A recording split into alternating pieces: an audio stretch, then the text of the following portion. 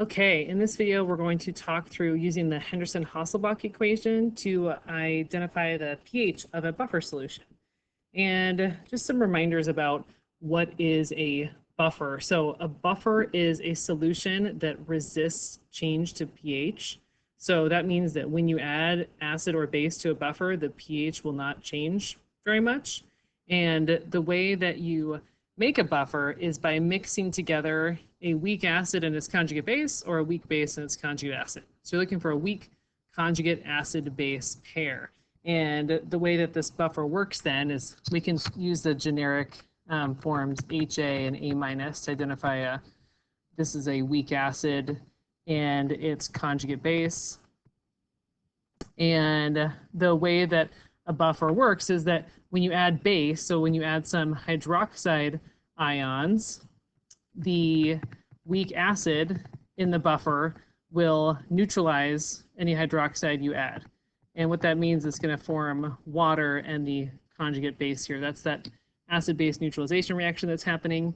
When you add acid to your buffer, then the weak base present in the solution will neutralize any added acid.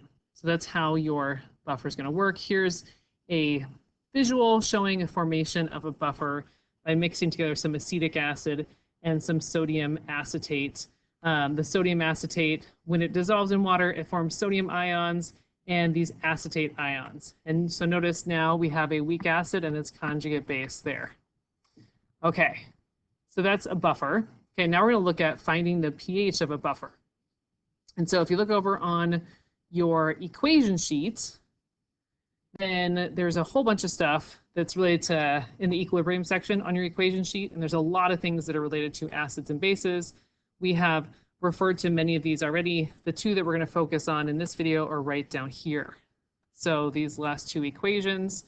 And so we see that this equation, pH equals pKa plus log A over HA, that's what they refer to as the Henderson-Hasselbalch equation there. And this is a equation you can use if you have a buffer. And so we can use it when we have a situation when we have, some HA and A minus present in the solution. This equation does not work if you have pure weak acid or pure weak base.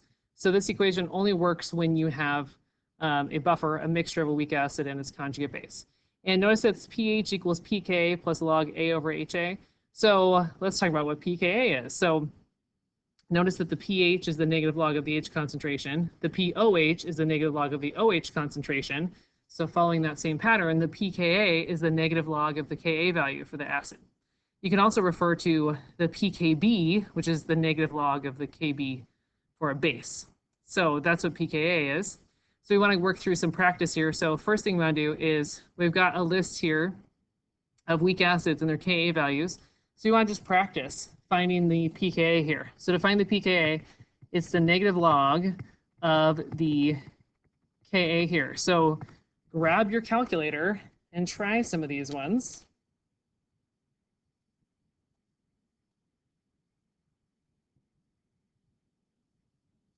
This first one I'm going to plug in, I get 9.21.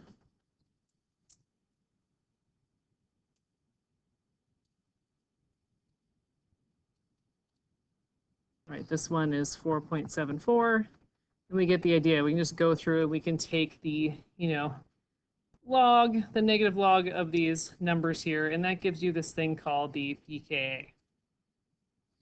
All right, and this one's 7.54. All right, what you should notice is that the pKa is going to be, the value of the pKa is going to be close to this exponent here. It's going to be like a little bit below. So if the exponent is a 5, the pKa is going to be 4 point something. The exponent's a 10, the pKa is 9 point something. If the exponent's an 8, this is 7 point something. So we can predict what the pKa will be here without actually plugging in your calculator. You can say it's going to be like somewhere between 4 and 5. And this one's going to have a pK of around 3 to 4. You can just do a quick approximation based on that. But sometimes that's useful. Sometimes you don't actually need to calculate the actual number. All right, so now let's take a look at some applications of the actual equation here. So where we actually want to find the pH of a buffer. So we're going to use this equation, pH equals pK plus log of the A minus over the HA. And let's say we have a scenario where you got a buffer where the acid and the conjugate base are present in equal amounts. Like in this example, the acid and the base are both 1 molar. So what you end up with the log of 1. And if you're not sure what the log of 1 is, stop, take a moment, plug that in your calculator. You will see that the log of 1 is 0. So this is really key here. So the log of 1 is 0. So what that means is that when the HA and the A minus are equal, the ratio of HA to A minus will be 1, and the log of 1 is 0. So what that means is when the acid and the conjugate base are present in equal amounts, the pH is going to be equal to the pKa. So if you make a buffer of hypochlorous acid and its conjugate base there, the pH is going to be 7.54 because the pH is going to equal the pKa. All right. So you make a buffer by adding a weak acid and a conjugate base, and the pH of the buffer is going to be close to the pKa. So with that in mind, we can answer a question like this. And like, let's say I wanted to make a buffer that had a pH of around 9, because sometimes you'll want to have buffers set at different pHs. Sometimes you want them to maintain the pH of around 7. So maybe sometimes you want it to be 8, maybe you want it to be 6, 4, 9. So let's say I want to make a buffer with a pH of around 9. What I want to do then is I want to choose a weak acid that has a pKa that is close to the target pH. So if I want to make, if my target pH is 9, I want my solution to have a pH of 9, I want to choose an acid that has a pKa close to 9. So I want to make a buffer using HCN and its conjugate base. So that would be this one right here. And if you're wondering, oh, what about the sodium there, right? This is sodium cyanide. When this dissolves in water, it breaks apart into ions. So this solution would actually have 3 things in it. It would have HCN, it would have sodium ions, it would have CN minus. This part of it is what makes it a buffer, the weak acid and its conjugate base. And this buffer, the weak acid, has a pKa close to our desired pH, so that's what makes it the best choice in this scenario. All right, another type of question you might see with buffers is this. Let's say that you make a buffer using acetic acid. So acetic acid is mentioned up here. We already calculated the pKa. Whoops, where is it? This one is acetic acid. There we go. The pKa of acetic acid is 4.74. So I'm going to write that down here. And so what that means is if the concentration of acetic acid and the acetate ion, if those concentrations were equal, then the pH would be equal to the pKa, right? We said that earlier. So if they were equal, the pH of my solution would be 4.74. We measure the pH and we see that the pH is actually 4.9. So the pH is 4.9. It is greater than the pKa. So we want to know, so we know these concentrations aren't equal. So the question is the amount of sodium acetate, is it greater than or less than the amount of our acid? So one way we can think about this is we can say, well, since the pH is higher than the pKa, the concentration of the base must be greater than the concentration of the acid, just like conceptually, because we know that as we add bases, they cause the pH to go up, right? So it turns out in this buffer, the concentration of the base is actually greater than the acid. Okay. Sometimes you might be asked to support your answer with a calculation. So let's go the calculation route to see if we can prove this. So let's plug in what we know into this equation here. We know the pH is 4.9. That's like the actual pH of our solution. The pKa is 4.74. And what we don't know is this ratio of A minus to HA. So what we can solve here, we subtract 4.74 from both sides. We end up with 0.16 equals the log of A minus over HA.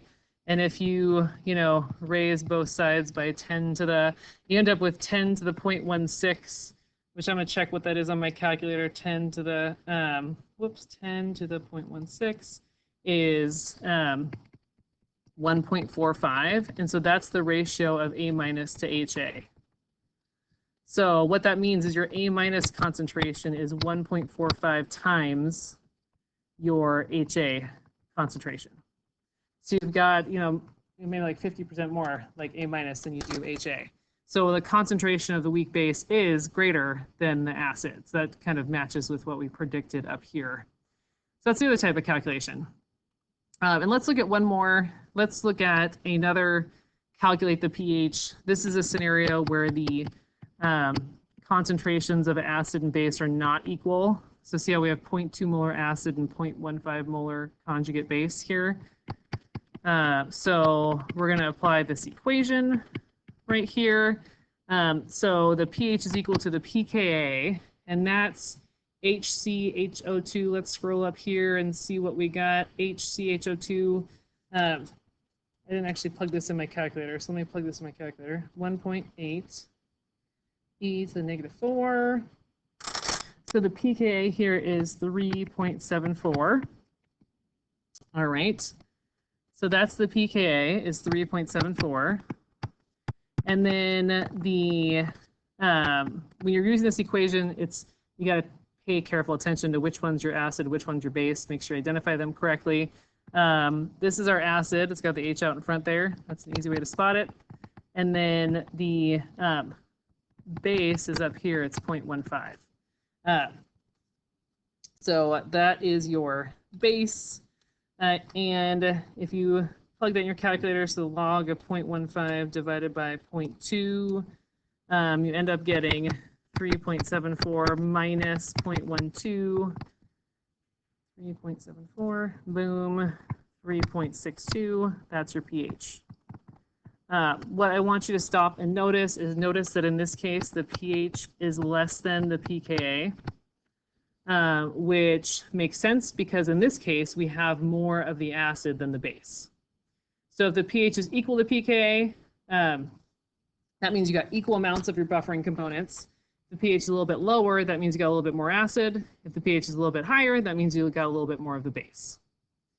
All right, last thing I want to do is I want to direct you over here to this visual that I really like, thinking about what's going on with a buffer. So here's an example. You got a buffer starting where you're have equal amounts of HA and A minus. Those concentrations are equal. So in this buffer, the pH is equal to the pKa. If you add a base to your buffer, what happens is some of this weak acid turns into the conjugate base. So you see how now my amounts are not equal. Okay, but we'll find the pH will not change very much. So even though it looks like we got a lot more of my weak base than my conjugate acid right now, again, maybe I would approximate maybe like 50% more base than we have acid. The way that the math works up here, because it's the log of the ratio, even if you like double your amount of A minus, the pH is not going to change very much. In order for the pH to change by 1, this ratio would have to change by 10-fold. You'd have to have like 10 times more base than you have acid to have this pH change by 1. That's just how the log math works. So that's how your buffers are so good at maintaining the pH. So same thing over here, when you add H plus to your buffer mixture, some of your A minus will turn into HA, but the pH is not going to change by very much because, again, of that nature of that logarithmic scale there. So as long as you still have some HA and A minus present, basically, if their concentrations are kind of like within 10-fold of each other, then you still have an effective, buffer that's going to work there. All right. So that's it for this video. Hope that helps.